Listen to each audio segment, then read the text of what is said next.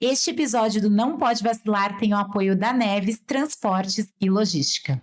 Na sala de aula, aprendemos muito mais do que conteúdos. Aprendemos sobre vínculos, escuta e futuro. E no lar, os estudos também se constroem com presença, diálogo e cuidado. A Neves acredita que, assim como na educação, a logística é sobre conexão e quando tudo está no lugar certo. Assim, é possível construir caminhos para o amanhã com mais confiança e esperança. Siga a Neves Logística no Instagram. Olá, sejam bem-vindos a mais um episódio do Pode Vacilar. Tudo bem, Carol? Tudo bem, sim. Nossa, você botou um roxo, você Combinou com a minha blusa. ornou, como diria meu povo lá. E olha que eu nem gosto de rosa, mas hoje eu gosto de rosa. Ornou. Sejam muito bem-vindos. Eu já quero começar a falar sobre os nossos patrocinadores. Então, o nosso muito obrigada à Criarte VIP, que nos proporciona esse brinde. E também presenteia os nossos convidados. Hoje o nosso convidado falou assim, eu vou ganhar essa caneca? Aí eu falei, vou. Eu falei, vai, assim, aqui todo mundo ganha. E quero também falar sobre Copenhague Praia da Pinto 344. E cá, olha esse aqui. Não, eu não tô comendo doce, você sabe. Você fica trazendo só pra tentar, né? Não. Tem a parte diet da Coke também, viu, Cá? Em dezembro eu te procuro. Exatamente. E esse daqui é do Pop Club. Conforme a gente vai fazendo as compras na Copenhague da Parada Pinto 344, a gente vai juntando pontos e a gente troca sem custo nenhum. Legal. Demais, né? Então, Parada Pinto 344, quer tomar um café, uma sobremesa, é lá. E quero também agradecer Neves Logísticas e Transporte, que sempre apoia o nosso podcast de uma maneira muito significativa. E a gente vai falar mais sobre o Neves durante o nosso episódio.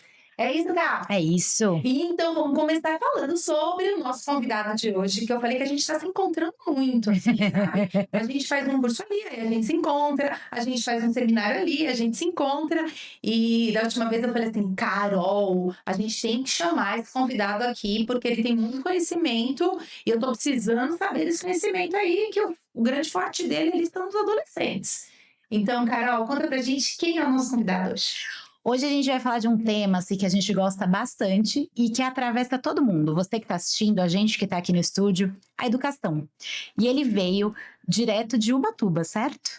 Para estar aqui conosco. Então viajou, né, Si? E que prazer estar com 3 professores aqui na mesa, cada um, assim, de um segmento, para falar sobre o que a gente gosta também. Ele é professor do ensino médio e pré-vestibular há 43 anos. A carreira faz diferença nessa hora, né? Principalmente no ensino médio, né, Si?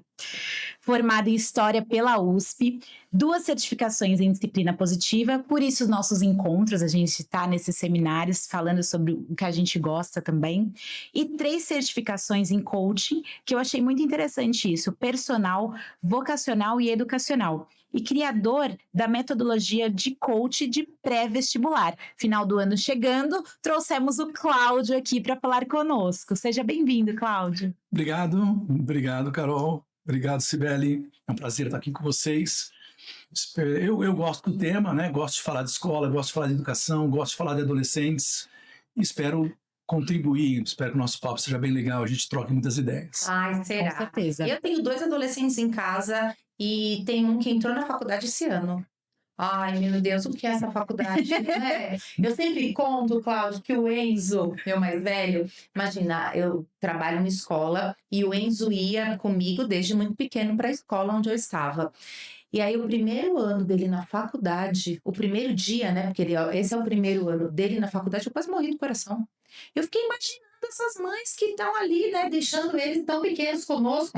E eu entregando o meu 18 anos para a faculdade. E hoje o Enzo é muito feliz na faculdade. Hoje o Enzo faz SPM, publicidade. E quando ele foi fazer a escolha da faculdade, do curso, foi muito interessante, porque ele falou assim pra gente, eu só vou prestar essa faculdade porque o curso que eu quero, ela é a melhor. E hoje em dia a gente vem mudando muito também, os jovens vêm mudando essa mentalidade, né? E acho que os pais também devem acompanhar. Antigamente a gente tinha muito essa questão, tem que entrar numa universidade pública, porque a universidade pública é que vai fazer a diferença na vida das crianças. E hoje em dia os adolescentes nos trazem algo. Eu aprendi muito com o Enzo, mas você tem que ver a nota da faculdade, qual é a melhor na área que eu estou. Não tem uma faculdade pública que é melhor, tal. Então, como eles nos ensinam e como o Enzo me ensinou a entender toda essa expectativa do vestibular. Fora que mãe sobra até sair essa lista, né? Nossa, mas vamos falar mais sobre isso, Cláudio. E a gente divide o nosso episódio em alguns blocos. E o primeiro bloco é vida na sala de aula. Meu Deus, vida na sala de aula. E ali a gente é lugar de encontros, desencontros, conexões. Cláudio, quanto tempo você esteve dentro da sala de aula? Conta um pouquinho pra gente aí. Então, eu estive dentro de sala de aula por 42 anos, até dezembro do ano passado. Hoje eu continuo ainda dando aula, mas online, aulas particulares, cursos preparatórios para vestibular, cursos de história, mas em sala de aula por 42 anos. Eu divido esses 42 anos em 3 momentos. Eu comecei a dar aula quando eu estava no 2º ano de história, do curso de história. Eu tinha 19 anos, nesse ano eu fiz 20. Então eu costumo dizer que eu era um adolescente dando aula para adolescentes. E eu fiquei em escola pública, na periferia de São Paulo, trabalhei em Osasco, Carapicuíba, Cotia, na Zona Oeste de São Paulo. E eu fiquei 5 anos só na escola pública, portanto, de 19 a 24 anos, no final da adolescência. Tá? E era interessante porque esse era um momento onde a escola pública tinha um certo nível de desorganização, tinha algumas deficiências, alguns problemas estruturais, né? E eu acabei me aproveitando disso. Né? Por quê? Porque não tinha um controle muito grande sobre a programação, sobre o conteúdo programático. Então isso me deu muita liberdade. Para mim foi bom porque eu não tinha experiência, estava chegando ali, caindo de paraquedas, a escola precisava de alguém, né? E muitas vezes a escola, precisando de um professor, ela quer que o professor esteja na sala de aula, esteja ali com os alunos, faça alguma coisa, né? De preferência, obviamente, com a sua matéria, com a sua disciplina. Né? Então isso me permitiu assim uma conexão muito grande com os adolescentes, porque eu inventava as coisas. Tinha a ver com história, óbvio, mas eu podia inventar as coisas, né? Não tinha exatamente um livro didático. Então tem a programação tradicional de história, que é a sequência cronológica, mas eu abusava um pouco. Né? E isso me permitiu interagir mais com os adolescentes. É claro que a minha idade também facilitava essa interação. 5 anos depois, eu fui para uma escola particular que está dentro do que a gente chama de um sistema apostilado. Então aí a minha vida ela muda um pouco, porque dessa liberdade que eu tinha na escola pública vem algo muito rígido. Né? Então você tem uma apostila que tem que ser cumprida, a apostila 1, a apostila 2, até a apostila 8 no final do ano. E na apostila tem aula 1, aula 2, aula 3, até a aula 40 e tantos, 50 no final do ano. Né? E você tem 1 hora aula para dar uma aula que está escrita ali na apostila, que não foi você que fez. É claro, eu já sabia que funcionava assim quando eu entrei. Muitos dirão, podia não ter entrado, né? E então muda completamente. Então você entra dentro de um esquema, né? Tenta fazer o seu melhor ali, mas você tem um esquema engessado, certo? Um planejamento engessado. Isso foi em 87, né? Quando eu comecei a dar aula dessa maneira. E eu percebo hoje, algumas décadas depois, né, que esse modelo ele se ampliou muito, ganhou uma dimensão muito grande, né, penetrou em muitas escolas públicas, penetrou em muitas pequenas escolas particulares, né, que eram coisa mais de bairro, mais familiares, etc. Né, e cria um grande padrão. Tá? E o terceiro momento é quando eu percebo que a educação tradicional, conteudista, apostilada, ela tem muitos limites que precisam ou precisavam ser superados. Né? Ou seja, olhar mais para o estudante, entender melhor quem é o estudante. Hoje em dia, a gente ouve muita propaganda de escolas que dizem que tem o melhor material. Sim. Ou que tem os melhores professores. Né? E eu, assim, em particular, acho uma coisa meio absurda. né? Qual escola tem os melhores professores? Eu acho meio arrogante alguém dizer que tem os melhores professores. Nós temos excelentes professores no Brasil inteiro. Ninguém tem os melhores professores. Mas uma coisa que me chama a atenção, não tem nenhuma escola que diz assim, nós temos os melhores alunos nas suas propagandas. Eu, pelo menos, não lembro de ter visto. Então, eu olho, o meu foco nesses últimos anos, 2016 para cá, né, 9 anos, é olhar para o adolescente, é entender o estudante, é entender os seus desafios dentro da sala de aula, que é onde eu trabalhava, dentro da escola, né, que é um ambiente um pouco maior do que a sala de aula, mas está muito, faz parte, né, do mesmo ecossistema, digamos assim, né, que é o de ensino escolar. E a gente eu precisava ter um outro olhar para o adolescente, né? Então, a cobrança, né, o autoritarismo, usar a nota como forma de punição, tudo isso, né, a gente passa a repensar, e muitas vezes você faz isso automaticamente, né, porque o modelo é assim. Sim. Entende? Então, isso foi um pouco da minha sala de aula. Assim, não, fazendo um resumo desses... Tudo na história. Tudo na escola. Tudo na história da sua história. Hoje, antes de vir pra cá, Cláudia, eu tava na academia e encontrei uma professora que trabalhou com a gente, inclusive a Alessandra. Lembra dela? Do liceu? De inglês? Não, do... Freia. E ela tá com ensino médio agora.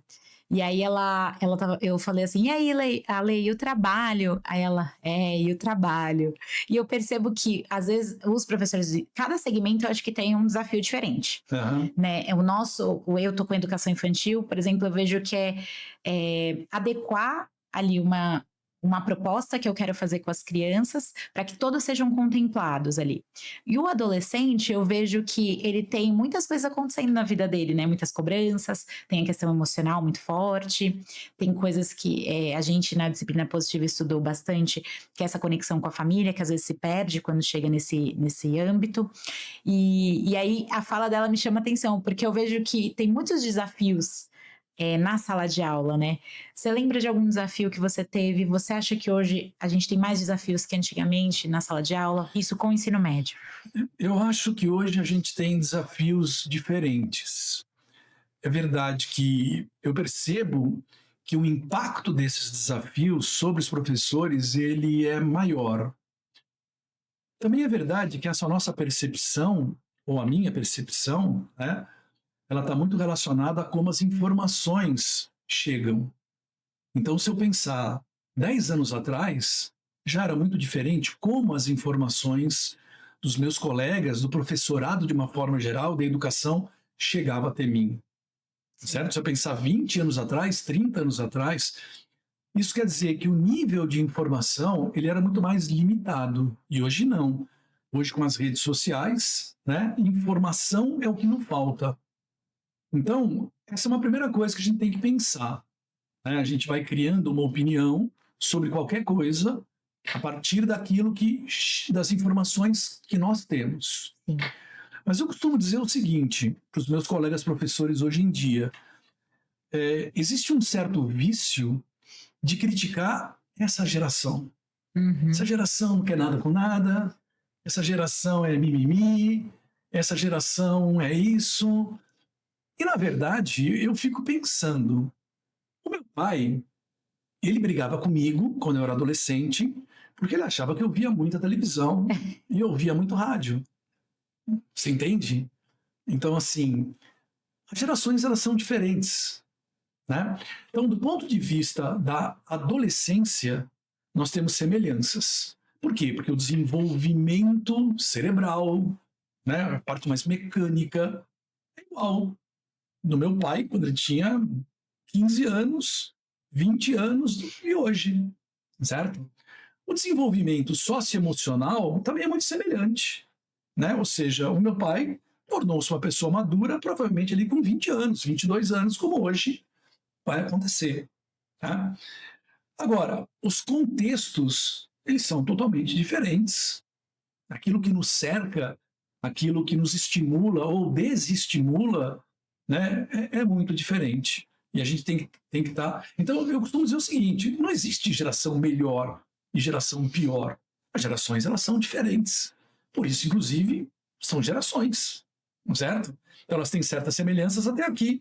Depois a gente passa a ter um outro grupo com outras semelhanças, né? Mas são semelhanças contextuais e não de desenvolvimento cerebral ou de comportamento emocional.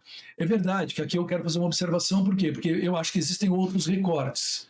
Existem recortes de classe, né? Ou seja, você tem adolescentes que já estão trabalhando e são arrimos de família, e entendeu? Existe um recorte de gênero. Para as meninas é diferente do que para os meninos. Tá? Mas de uma forma geral, tá? Você tem uma geração que tem determinadas características que são diferentes da outra. Então, essa geração dá mais trabalho? Aparentemente, sim. Em que sentido? Você vê o sofrimento dos professores. Então, a gente sabe, nós temos informação, né, de que os professores hoje adoecem mais, né, vivem um nível de estresse muito maior, vivem um nível de ansiedade muito maior, né? Mas o problema é essa geração ou é o contexto? Na minha opinião, é o contexto. É a dinâmica social que a gente vive, muito marcada pela pandemia, pelo pós-pandemia, né? E pelas redes sociais, pela importância que as redes sociais elas ganharam, né? E como elas interferem na vida de um aluno. E eu já vou colocar aqui uma coisa que talvez aparecesse num outro bloco. 42 anos em sala de aula, e o ano passado, com essa geração, eu perdi uma aluna pela primeira vez. Se matou. É complicado. Então, não somos nós apenas que nos adoecemos, né? Eu acho que eles adoecem muito mais. Muito mais. E ter esse olhar, a gente né? fala muito, né, sobre ter esse olhar atento e essa escutativa. Isso eu falo muito desde os pequenos, porque eles não verbalizam, então a gente precisa entender o que eles querem nos dizer, mas hoje em dia com os adolescentes também.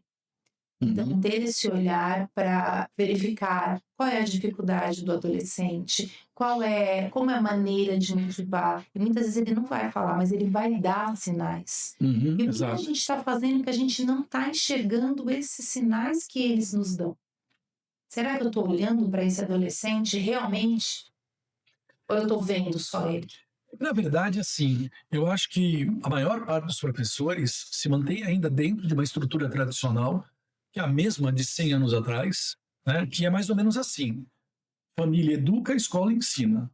O meu papel, diz o professor, não é educar, esse é o papel da família. Tem muito professor que pensa assim, se o meu papel não é educar, qual é o meu papel aqui? É ensinar uma determinada disciplina. Então aí você se prende ao conteudismo, né? Quando você se prende ao conteudismo, você se prende a um certo planejamento que divide aquele conteúdo, né, aula por aula, semana por semana, mês a mês, etc. e tal. Mas você, professor, critica isso. Matéria, uma disciplina, o meu conteúdo é engessado. Os planejamentos são engessados, inclusive de escolas públicas, né? Então você pega hoje a escola pública em São Paulo, a escola do estado, por exemplo, né? Você tem um sistema de slides, aula a aula. No fundo, é o mesmo sistema de uma apostila, dividida aula a aula. E qual é a reclamação de um professor, que eu acho justa, né? É que esse sistema engessa as possibilidades dele. Como é que ele lida? Mas é contraditório, né? Porque ele acredita que o papel dele é ensinar a matéria. Certo? É ensinar. Então, outra fala muito comum, e eu entendo também, nós não somos psicólogos. Uma fala muito comum. Por quê? Porque está presa a ideia de que eu sou um especialista na minha matéria. Eu sou especialista em matemática. Sou especialista em história, né? E o especialista em psicologia é outro, certo? Então, como se essas coisas, né, elas estivessem dissociadas, né? Como o ser humano é dividido, né? Exato. Então, abre até a gavetinha de história que agora eu vou te dar isso. Plac. Pega agora essa gavetinha de matemática que eu vou te dar isso. Plac. Mas que ser humano é esse? A gente fala muito na escola em que a gente trabalha dessa formação integral. Não é só uma formação acadêmica, né? É uma formação de princípios, de valores, de habilidades que a gente vai desenvolver para a vida.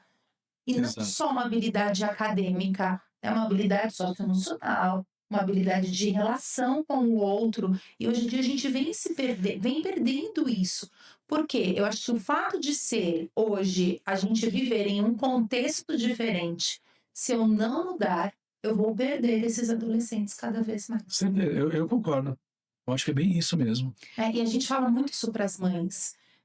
Adolescente, é que ele virou adolescente e agora ele tá lá dentro do quarto dele. Eu acredito que, eu tô lendo Geração do Quarto, e eu acredito mesmo que tem as características da adolescência. Eles querem pertencer a um grupo, e aí o afastamento da família é um tanto quanto natural, mas a gente como família também, por viver neste contexto, muitas vezes abandona esse adolescente. É assim mesmo. E a gente deixa de investir tempo, qualidade de tempo, deixa de investir afeto, deixa de estabelecer conexões. Ele não gosta de sentar na mesa para comer. Eu falo, gente, como não gosta? Tem algumas ações que eu acho que não tem nem opção. Eles não têm opção. Gente, é o único momento. Que momento você encontra com seu filho? Que momento vocês trocam uma conversa com ele, que não seja no dia a dia, mas que seja no final de semana. E aí o pai fala, agora que ele virou adolescente, eu falo, não é que ele virou. O que você veio fazendo até ele se tornar adolescente? Porque quando ele se torna adolescente, ele vai ter essas características próprias. Sim. Mas eu, como pai, eu tenho que dar um norte para ele, para quando ele chegar lá, ele saber que numa dificuldade emocional, eu vou estar aqui do seu lado. Você sabe que você pode confiar em mim. Você sabe que eu vou te ouvir, que a gente vai compreender. Não sabe o que você quer. Porque isso não é ser um bom pai. Sim. Mas estar presente o tempo inteiro. Olhar aquele seu filho que está meio cabisbaixo, você fala assim, vamos fazer uma coisa? Vamos sair, filho, para tomar um café? Vamos sair para tomar um sorvete? Vamos sair, para que você se conecte com ele e ele saiba que ele tem você ali. E na verdade, assim, e tem um pressuposto, né? Vamos sair para tomar um café, e eu sei que ele gosta ou ele não gosta de tomar café. Né? Vamos ver um jogo? Isso. Mas eu sei se ele gosta ou não gosta de ver um jogo. Eu acho que o pai tem que saber. Né? Ou seja, ele conviveu com a criança, o filho o tempo inteiro, mais apegado à mãe, mais apegado ao pai, né? A infância, certo? Então esse pai, obviamente, ele tem que saber minimamente quais são os componentes que podem atraí-lo em alguns momentos da adolescência. Porque, veja, é normal, numa parte do dia a dia dele, adolescente, ele ficar no quarto, ele querer ficar com os amigos, ele querer ficar jogando, certo? E hoje existe uma necessidade de que o pai esteja em cima, como havia antes, né? Então, antes meu pai perguntava, com quem você vai sair? Aonde você vai? Que horas você pode voltar? Meu pai dizia que horas eu podia voltar. E eu dizia para os meus filhos, né? Eu deixava os meus filhos sair, mas eu levava, um vizinho levava, alguém buscava, certo? Podia ser que numa festa, etc e tal, ele fizesse alguma bobagem? Podia, não é certo? Eu estou com 63, né? Dei trabalho para meu pai, dei orgulho também, certo? E é isso, né? É a vida. Ninguém é perfeito, né? Mas você tem que estar ali em cima, você tem que estar... A gente costuma dizer, né, a disciplina positiva, né, na educação parental, que é o momento em que o pai deixa de pilotar a vida do filho, deixa de ser piloto, se torna copiloto. Né? O copiloto está do lado. É isso. Certo? Você não pula do carro. Você está do lado. Né? Então, isso é importante. E estar ao lado é manter a conexão. A relação muda. E faz parte. Muda de todo mundo. E se o pai pensar na adolescência dele, eu não era bem assim. É verdade, isso era um pouco diferente. Certo? Então você individualmente pode ter sido diferente, a sua geração era diferente. Ela muda, mas ela não pode se perder. Sim, claro. A gente está deixando os adolescentes à deriva. A gente está descendo do carro. Sim. Em muitas situações. E a gente entrega ele às redes sociais. Na minha época, nos anos 2000, mais ou menos 2010, que eu fui prestar o vestibular,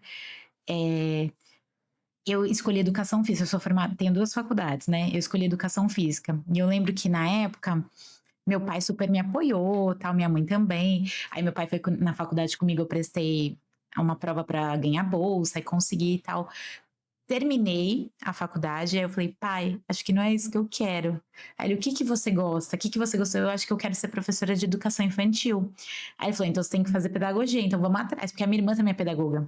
Ela é formada na USP também, e aí a gente foi atrás. Eu prestei vestibular em várias faculdades, aí escolhemos juntos lá, fiz a faculdade e eu senti esse apoio dele e da minha mãe, que talvez... Se ele não me conhecesse tão bem, ele falava, não, agora eu paguei, você tem que fazer essa profissão para sempre. Sim, sim. E eu ia me sentir triste, solitária ali, né? Aí. E é assim que a gente começa o bloco 2. Espaços e vínculos na relação dos nossos filhos e nos estudos. Acontece muito isso, Cláudio, que a Carol contou? Dos pais ajudarem, motivarem os filhos ou não? Eu não sei. Eu acho que não. É que, na verdade, o que acontece? Na verdade, hoje eu coloco o meu olhar nos desafios e procuro acolher muito mais os jovens que vivem situações mais desafiadoras. Então, nesse sentido, eu estou olhando mais para os jovens que têm pais mais autoritários, né, e que querem definir o que o filho vai ser. Muitas vezes o pai, ele não impõe, mas ele... Então você tem níveis diferentes. Mas ele joga assim, o que você vai ser da vida, né? Você não vai ganhar, né? Você não vai conseguir criar seus filhos, você não vai dar certo, né? E assim, então você tem níveis muito diferentes. Mas tem pais que apoiam, né? Assim, eu me sinto muito privilegiado com o meu pai. Vejam, eu repeti, eu tenho 63. Meu pai já faleceu há 25 anos. Né? Meu pai é de uma geração, para quem está nos assistindo, sei lá. Né? E eu lembro que eu convenci meu pai a ir para uma escola particular no 3º ano do ensino médio, que eu tinha estudado só em escola pública, eu sou o filho mais velho, né, de 5. Porque essa escola particular, no 3º ano, já preparava para o vestibular e eu queria fazer medicina. E meu pai, funcionário público, bancou. Eu fui para a escola particular, né? Ia todo dia, não faltava, mas eu continuei um aluno mediano. E aí eu não fiz o vestibular e não entrei em medicina. E aí, então, vou fazer cursinho. Para quê? Para entrar em medicina. Aí eu comecei a fazer cursinho, mas também não era muito a minha praia, né? Eu não era um estudioso. E aí eu resolvi não fazer medicina. Eu decidi fazer história. E para passar, né? Eu sou mais uma vez eu sou privilegiado, eu estudei na USP, mas mesmo para entrar na USP não era tão difícil assim. Talvez eu não precisasse ter ido para uma escola particular, né, ter esse tipo de investimento financeiro, né, enfim. E uma brigou comigo porque eu decidi fazer história. Então, me apoiou. É isso que você quer? O que você vai ser? Vai ser professor? Né? No primeiro momento eu falei que eu não ia ser professor, que eu ia ser pesquisador, que eu ia fazer mestrado, doutorado. Mas aí, né, a vida vai trazendo novas oportunidades. Então isso é uma coisa muito interessante. A minha experiência, assim, é uma experiência de uma relação bastante liberal com o meu pai, né? E é curioso porque isso vale, inclusive, para outros aspectos da vida, né? Meu pai era católico, assim, nunca impôs a religião dele para mim, sempre permitiu que eu escolhesse a minha religião, eu e os meus irmãos, e em outras coisas da vida também, né? Mas eu acho que a maior parte não é assim. Na geração anterior, muito menos, e mesmo hoje, né? Só uma curiosidade, por que você decidiu fazer disciplina positiva? Porque você começou com história, aí você veio para entender também ter esse olhar. Você trouxe isso no começo pra gente. Então, na verdade, o que acontece?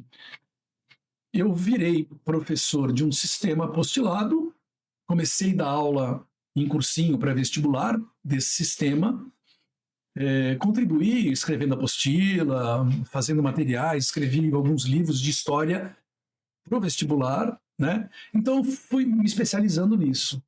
Mas o foco qual era? Fazer com que o meu aluno fosse aprovado no vestibular. Sim. Né? E aí, o que aconteceu?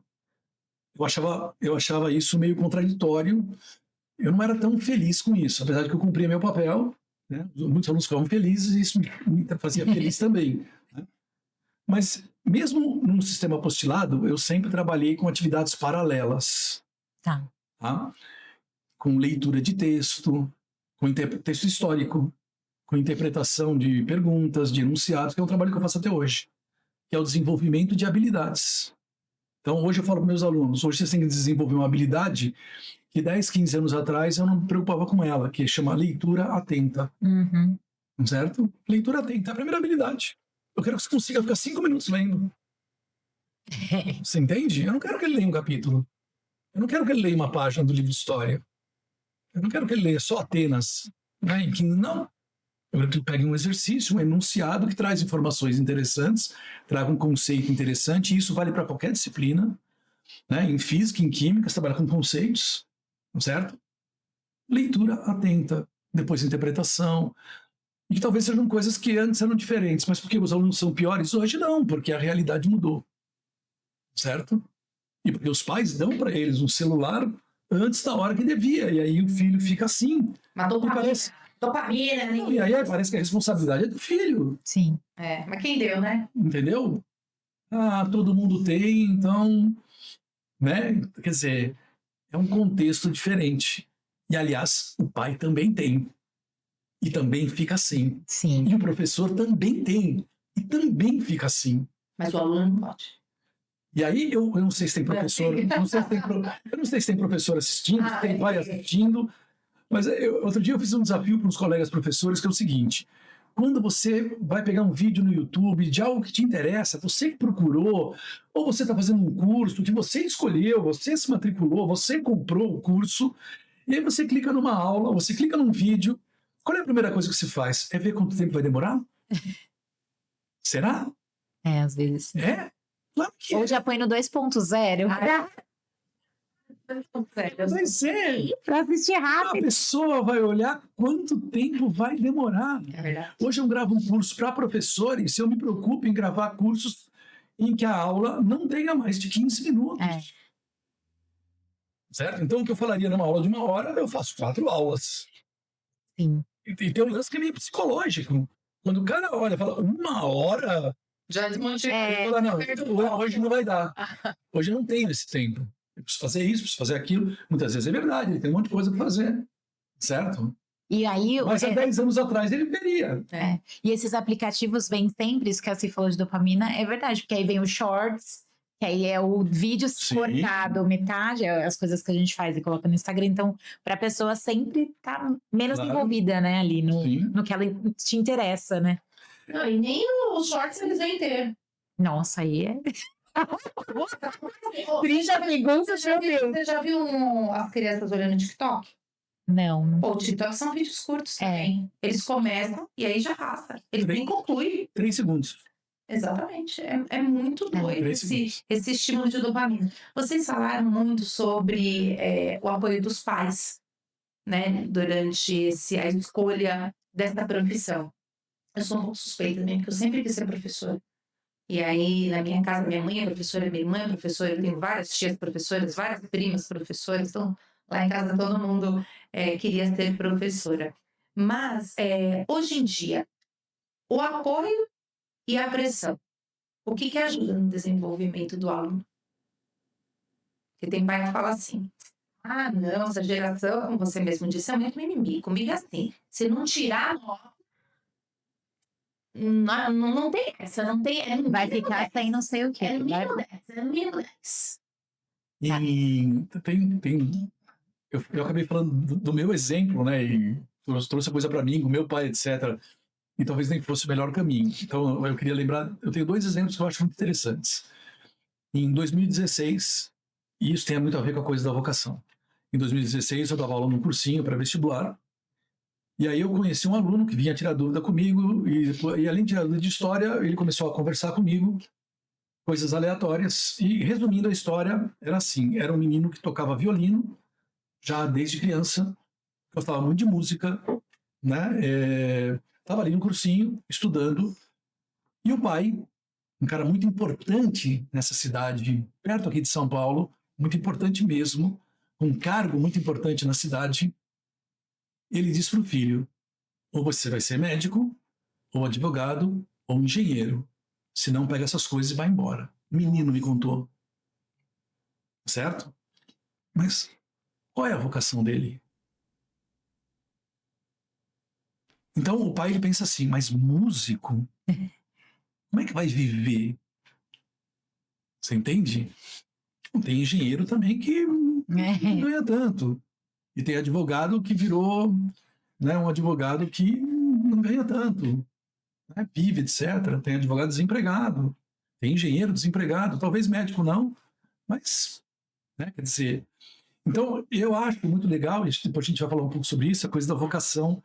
Ela é uma coisa muito importante, né? E esse foi o momento onde a vocação apareceu para mim, a importância dela, mas eu não me toquei da importância da vocação. Eu me toquei mais da importância da repressão, do autoritarismo do pai e como o filho sofria com isso. Né? Era um menino, por exemplo, que eu não via sorrindo, eu não via brincando com os colegas. Né? Um garoto meio isolado na sala de aula. E não era uma sala de aula grande, não. Né? Pelo menos um padrão de cursinho. Tinha só 50 alunos. Uma sala de aula pequena. E tem um outro exemplo. Em 2019, eu era coordenador de uma escola, no ensino médio, era uma escola pequena, um primeiro ano, um segundo ano e um terceiro ano de ensino médio. E aí, um dos papéis do coordenador é conversar com os pais, né? E aí um dia veio um pai de uma aluna do terceiro ano conversar comigo, a aluna estava junto, né? E um homem muito educado, né? Preocupado com a filha dele, né? Ele queria saber qual era o desempenho dela e se ela tinha grande chance de passar no vestibular, né? E a aluna ali do lado, ela ficou quieta o tempo inteiro, né? E ele com a filha assim do lado falando: né, filha, não sei o quê. Você percebia que tinha uma relação meio carinhosa. Mas o que ele falava era mais ou menos assim: porque a gente se esforça muito lá em casa para dar tudo para ela. E porque a gente faz aquilo assim que a gente às vezes não consegue. E que a gente faz isso, e a gente faz aquilo. E a menina, assim, ela ia meio se encolhendo. Entendeu? Porque é uma pressão. E você percebe que o pai falava com uma certa honestidade, né? Que ele tinha eventualmente uma razão para aquilo. Né? De fato, era um pai que se esforçava para dar uma escola particular para a filha e queria ver o sucesso da filha. Eu acredito nisso. Ele queria o melhor para a filha. Né?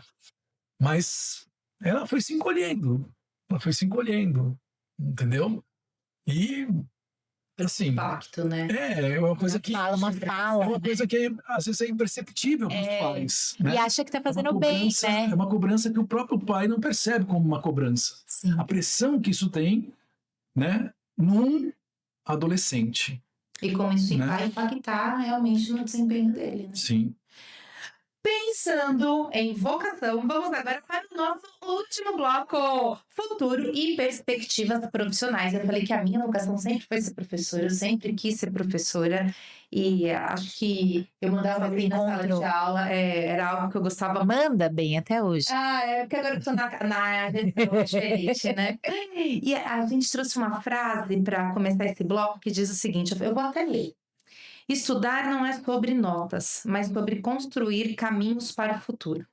Vamos falar sobre expectativas e escolhas profissionais.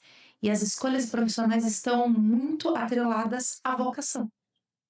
Sim e não. Então fale mais sobre isso. Deveriam estar. Então, hoje, por exemplo, e hoje quando eu falo é hoje mesmo, muito recentemente, né? E assim, e nesse ponto eu gostaria de ser exemplo, para ser muito honesto. Eu gostaria, por quê? Porque apesar da minha idade, do tempo de trabalho que eu tenho, eu estou sempre me transformando, eu estou sempre aprendendo, e eu acho que isso é um aspecto positivo que eu gostaria de transmitir para os meus colegas, para as pessoas de uma forma geral, né? Falei que eu dei trabalho para minha mãe, dei orgulho também, né? E quando eu falo que estou me transformando, fazendo coisa, não quer dizer que seja bom em tudo, né? Mas, de qualquer maneira, é uma coisa, assim, importante. Você está sempre ligado no que está acontecendo, fugir do senso comum, né? Buscar alternativas, certo? Buscar formas de promover transformação. Então, quando a gente fala assim, eu acho que a profissão ainda está num lugar diferente, está no lugar da tradição. E a vocação, não, ela está dissociada. Tanto é que existe muito teste vocacional, mas que está focado na descoberta de qual seria a melhor profissão para ele. Mas nem sempre diz para o aluno, você seria melhor se você fosse pintor. Você seria melhor se você fosse marceneiro. Certo? Não, eu tenho um espectro de profissões, né? Muitas vezes divididas na área de humanas, biológicas e exatas, certo? E aí eu vou ver características do jovem, e é claro, é uma coisa que eu acho que tende a ser bem feita, essa pesquisa das características, né? São vários encontros, várias conversas, etc. e tal, e aí eu aponto para uma área ou até para profissões mais específicas, né? Hoje em dia não se aponta mais para uma única profissão, coloca ali um leque de profissões, né? Então, e é uma coisa muito interessante. Hoje mesmo eu conversei com um aluno que fez um teste vocacional, ele me contou que em abril, né? E esse teste vocacional apontou para ele 3 profissões: medicina, arquitetura e psicologia. Nossa, que tudo a ver. É que, na verdade, o meu papel ali não era discutir isso, entende? Eu tive vontade, né? Mas deve ter tido alguma razão que eu não conheço, né? Mas, assim, num primeiro momento, será que a gente encontra uma intersecção? Talvez encontre, né? É possível, né? Num primeiro momento, parece algo, assim, discrepante, né? Mas... Então, ainda vejo que é uma coisa muito voltada para a profissão. Se a gente pega o modelo educacional que nós temos, é um modelo que foi criado a partir da Revolução Industrial, 200 anos atrás, para formar gente para o mercado de trabalho. A educação antes da Revolução Industrial não estava preocupada com o mercado de trabalho. É verdade que o mercado de trabalho, antes do século XVIII, tinha outras características, mas era o mercado de trabalho. Certo? Sócrates, Platão, Aristóteles tinham alunos que não estavam preocupados com o mercado de trabalho, estão preocupados com a vida, certo? Em desenvolver habilidades para a vida.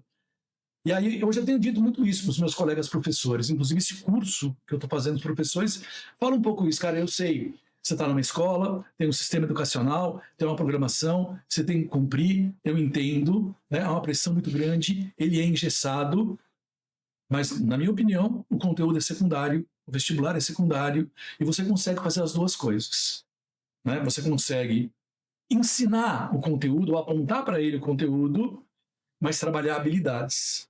Então, quando eu falei, por exemplo, leitura atenta, né? Que eu falei agora há pouco sobre leitura atenta, né? O que a gente vai fazer com a leitura atenta? É uma coisa que serve para a vida inteira ou só para o vestibular? Contexto do conteúdo. Mas esse tipo de conhecimento, a leitura, a compreensão, a análise, a interpretação, são habilidades de vida? São, né? Então, hoje eu digo, você tem um conteúdo que o seu planejamento diz que você tem que trabalhar isso em 3 aulas, e você acha que é uma correria, e muitas vezes pela visão tradicional, é uma correria, trabalhe em uma. Como assim? Você explica, faz um panorama em uma aula. E nas outras 2, você continua com o conteúdo, só que trabalhando as habilidades. Então vamos ler? Vamos fazer esse exercício? Vamos fazer uma atividade em grupo? Inclusive é legal fazer atividade em dupla, em grupo. Ah, mas eles vão bagunçar no começo? Pode ser. Mas você se torna um orientador. Passa pelas carteiras, conversa, brinca com eles, né? Faz uma brincadeira, né? Semana após semana, a sua aula ganha outra dinâmica. Você não vai querer mudar a relação com eles em um dia, nem em uma semana. Né? É um processo. A educação é um processo. Né? Só contar uma coisa antes, Carla, Claro. de você fazer a pergunta. Eu tive um aluno, ele tinha 5 anos, e o pai dele era um grande advogado. E ele falava para mim, meu filho vai ser advogado. E eu falei assim para ele, deixa eu te falar uma coisa, sinto lhe decepcionar, mas seu filho não vai ser advogado. Seu filho tem uma veia artística que é muito forte. Você nunca, a gente teve até uma discussão num atendimento que eu fiz com esse pai, e hoje o filho dele trabalha com musicais da Broadway. Nossa, bem mais legal. A minha opinião.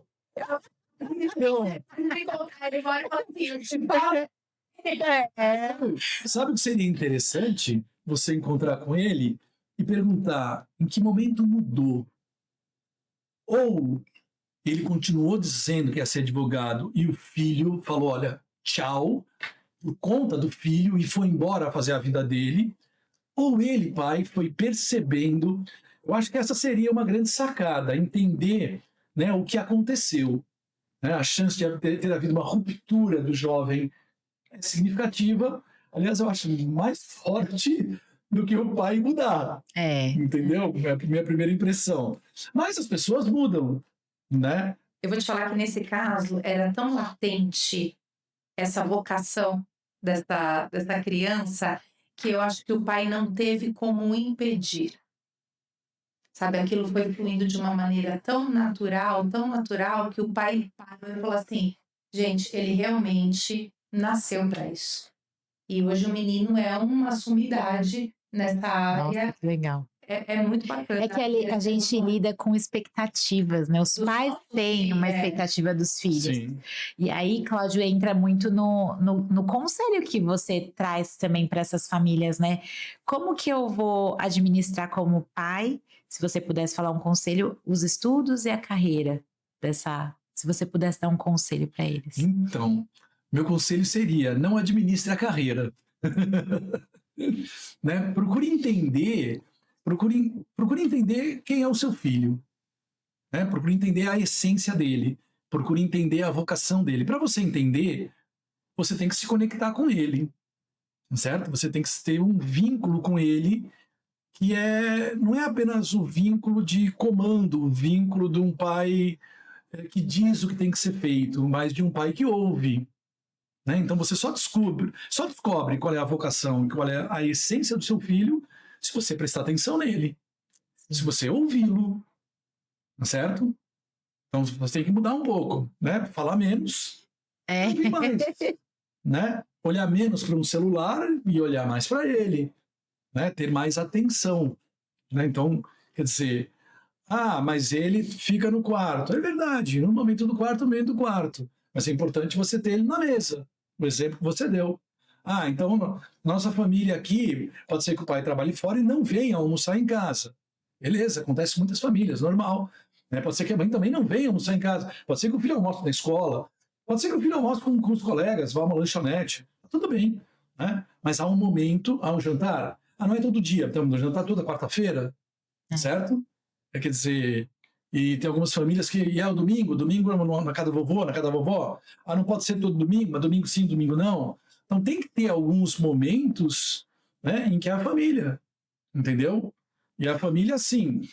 E não adianta apenas falar, olha, vai ser assim, obrigado. Você vai explicar. Pode ser que ele não goste no primeiro momento, né? E a ideia é conversar, dialogar. Estou dizendo que é fácil? Não, né? Depende muito como a relação pai e filho se desenvolveu ao longo do tempo, né? E como essa a adolescência chegou para o filho e foi percebida pelos pais, né? E que atitude os pais tomaram de maior repressão, de maior autoritarismo, como é que corrige a rota, certo?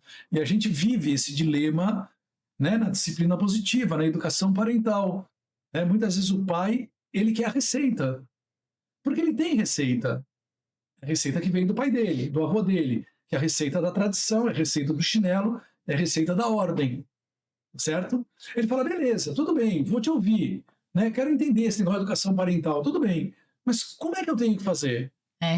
E não tem a Algo receita, né? pronto, né? O que é o caminho do meio? É o caminho que você tem que construir. Esse é o nosso grande dilema, né? Esse é o grande desafio. É. Como é que você E constrói? não tem receita, né? Não tem receita. Cada família é única. Cada adolescente é único também, os contextos familiares são diferentes, as vivências que as pessoas trazem são diferentes. Eu acho que esse é o grande diferencial da educação parental. É entender essa família e poder orientar essa família a partir do que ela nos traz. Por isso que não tem receita. Sim, Por isso que não tem ali, faça isso, porque talvez, o que nós vamos falar, serve para uma família, mas não vai servir para outra. Por isso que também tem os riscos que hoje a gente corre entrando vendo esse internet.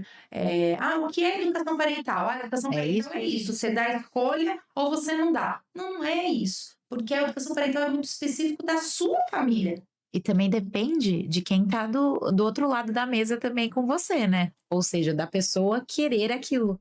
Então, internalizar o que você passa para ela também, né? Para a família, né? Sim. Com certeza. É isso, né, gente? Educar é um desafio. É isso, né? Não, meu marido falava assim, eu falo, tudo é difícil. Ele falou, difícil não, é desafiador. É. Difícil não. E é isso, né? Cláudio, você falou pra gente que você faz essas orientações com famílias. Quem quiser te encontrar para fazer uma orientação parental, tá lá com o filho, né, com esses hormônios borbulhando, próximo do vestibular também. Onde eles te encontram? eu acho que o canal mais importante hoje em dia é o Instagram, né? Eu tenho um Instagram pessoal, mas eu tenho um Instagram onde eu falo um pouco mais sobre educação parental, falo sobre adolescente, essa questão da vocação, né? Que é Cláudio Reco Educador. Esse é o... A gente vai deixar o marcado Instagram. também para as pessoas acessarem e te procurarem. Legal. É isso mesmo. Cláudia, a gente quer te agradecer muito por esse bate-papo. Foi tão rápido a hora, né? Não, e esse tema é gostoso, porque a gente vai lembrando de coisas. Aqui, cá, mas não deu tempo. Mas antes da gente concluir, a gente tem aqui uma caixinha de perguntas curiosas. Hoje, escolhe um papel. Leia essa pergunta e responde pra gente, por favor.